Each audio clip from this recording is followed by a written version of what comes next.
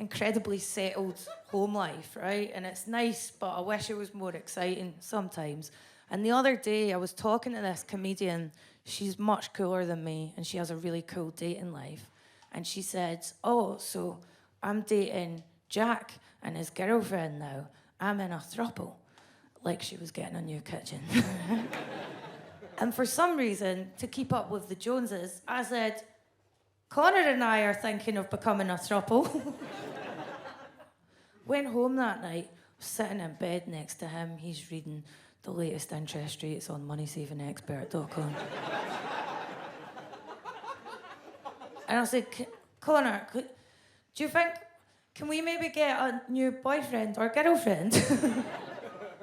He went, which one of your bohemian friends have you been talking to now? What do you want to be in a throuple for? I went, well, maybe then you'd have someone to go to parkrun with. Because I hate it.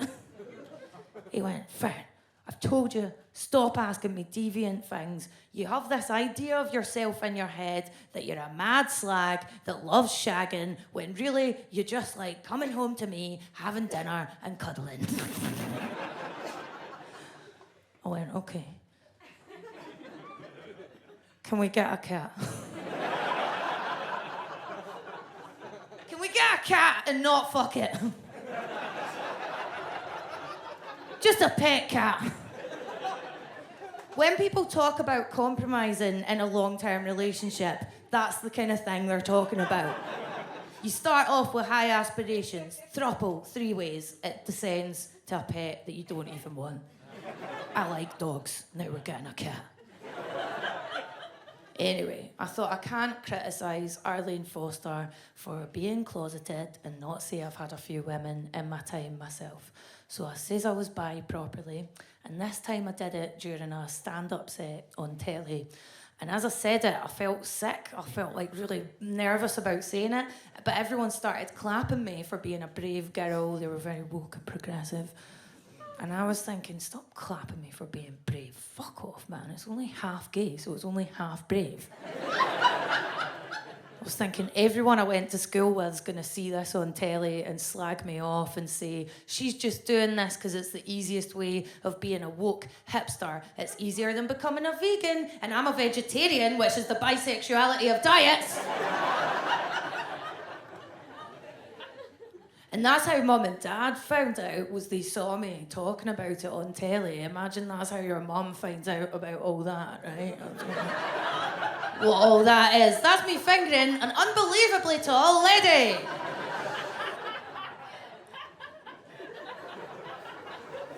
My mum phoned me up to ask me about it after the programme came out. And she asked me about it the way only a Scottish Catholic mother does, which is by not asking you.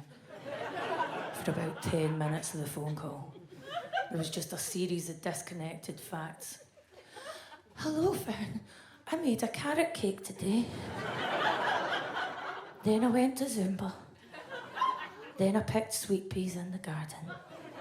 And then there was this terrible pause, and I knew what was coming. And she went, Fern, are you bisexual? Imagine if that was how Holly Willoughby asked Philip Schofield on the couch. The Scottish way, by screaming it in his face. I was like, yeah, Mum, and you told me it was disgusting the first time you found out. No, I didn't. How dare you? Anyway, I've changed since you were a teenager. Because I've seen the musical Kinky Boots. And that changed everything. Isn't that amazing that art can move people in profound ways? One of Broadway's shittest musicals, Kinky Boots, turned my mum from being a homophobe into someone who pretends not to be a homophobe. And I go out with women that are like my mum. They're always quite intense, they're always fucking mental. And I really judge men who say they're always going out with mental women. I think it's quite misogynistic. So can I just say at this point in the show, I met my first girlfriend in a mental hospital. So she was fucking mental. You know, diagnosed, we both were. It was a great match. Her name was Rita. She was a tiny little skinhead butch. We were both 16-year-olds in a mental hospital. You know how it goes in your teens. You read Sylvia Plath, you go in a mental hospital. Rita used to write me these love letters that would open with things like, "Who's the funniest girl in all of Willow Grove's Children and Adolescent Psychiatric Daycare Unit?" "It's Fern Brady." "Who makes the best potato prints about her feelings in occupational therapy? On Thursdays with Nurse Linda." That's right, this guy. And then there was a terrible drawing of some palm trees on a beach done in crayon, and it said, "When I look into this lassie's eyes across group therapy with that bitch Nurse Fiona, I can see the sun setting on a beach." And it's all because of... That's right! What a cracking lover I am. So Rita had given me this wonderful necklace along with a letter. The necklace was a very classy necklace from the Elizabeth Duke at Argos range. Oh good, some scum get that reference. Posh people of Glasgow, Elizabeth Duke at Argos was a range of jewellery where working class people could express earnest emotions at a fantastic price.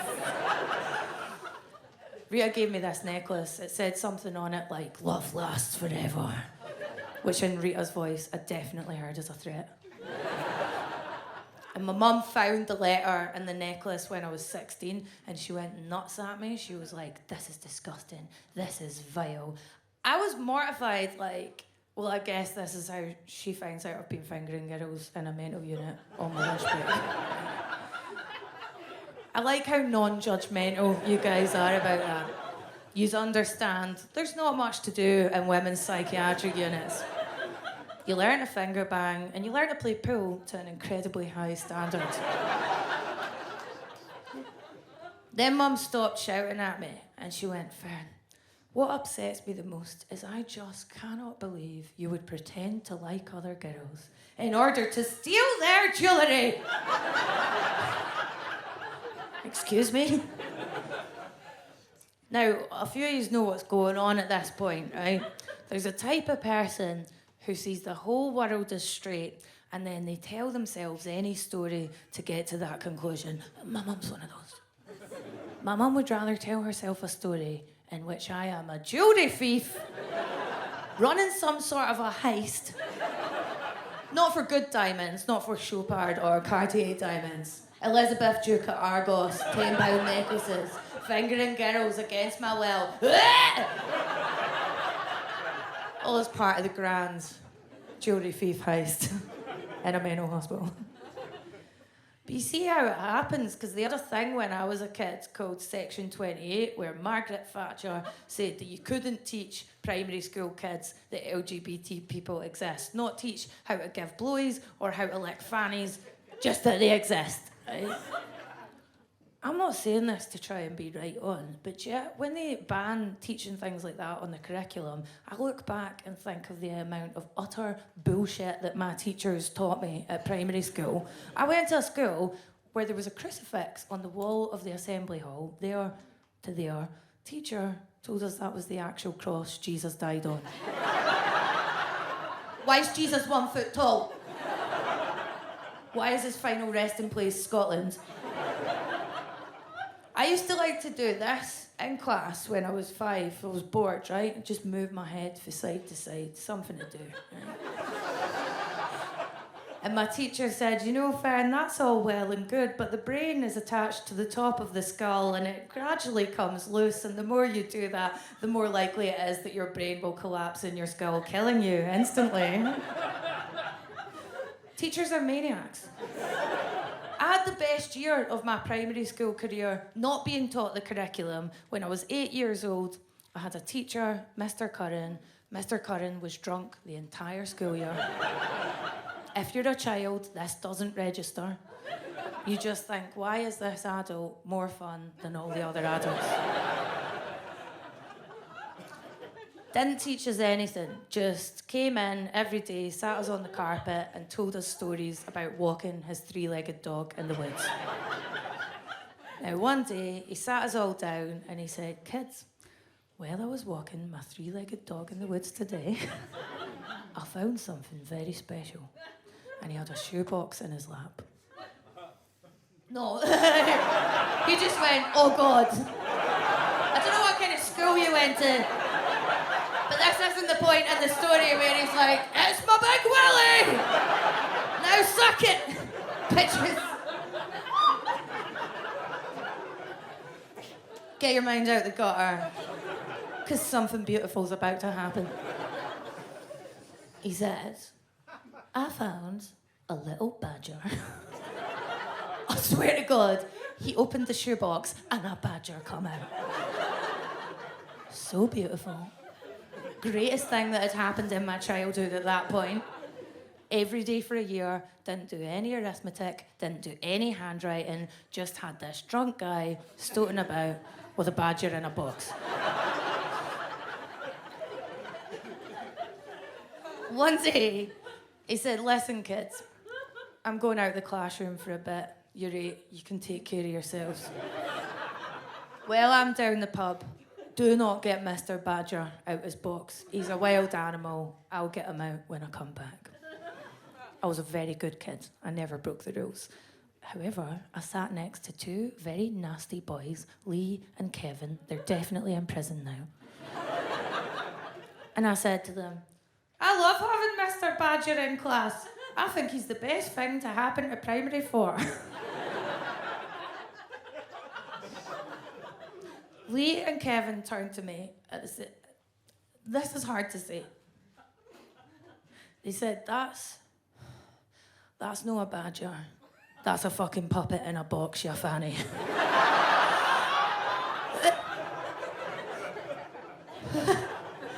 Do you know in The Matrix, when Neo finds out reality isn't real?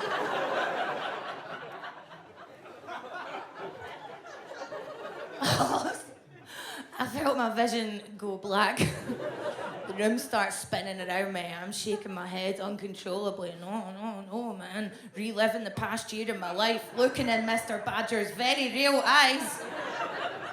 Hanging out with him every day. I said, "Guys, I'm 8. I'm not stupid. That's a real badger." I said, "I'll go to the front of the class now. I wouldn't normally do this, but I'll go to the front of the class and I'll take him out of his box and I'll show you how he's real." They went, "You're a fucking spoon."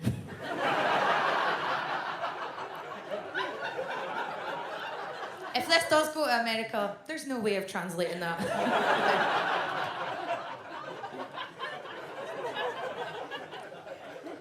Went to the front of the class. I stood in front of the box. Took all my strength to open it and look inside. Looked down. 100% a glove puppet on a pile of dead leaves. The whole school knew except for me. If you think my comedy's dark and cynical, that is the moment all hope died in my life. And they still won't teach primary school kids that LGBT people are real. I spent a year talking to a badger that doesn't exist. A week after this, I overheard our art teacher, Miss Christie, telling one of the other teachers, as if we couldn't hear, "Oh yes, they let go of Jim Curran last week. It turns out he was drinking heavily on the job." And those 2 boys from earlier just turned to me and went, "Hi, Fern, guess what? We saw him walking his dog in town. It's got 4 legs." Twist the knife in, why don't you? People in power just lie to you. I think people are getting more progressive on sexuality because I get a lot of younger people coming to my tour shows and they're so cool in terms of seeing sexuality as a spectrum, and I think it's great. And I says to my wee boyfriend, "Now people view it this way. Could you be anywhere else on the Kinsey scale of sexuality?" And he answered really earnestly. He was like, "I've thought about it, but I honestly don't think I want to suck a dick." I was like, Connor, no one likes to suck a dick. It's just a polite thing to do.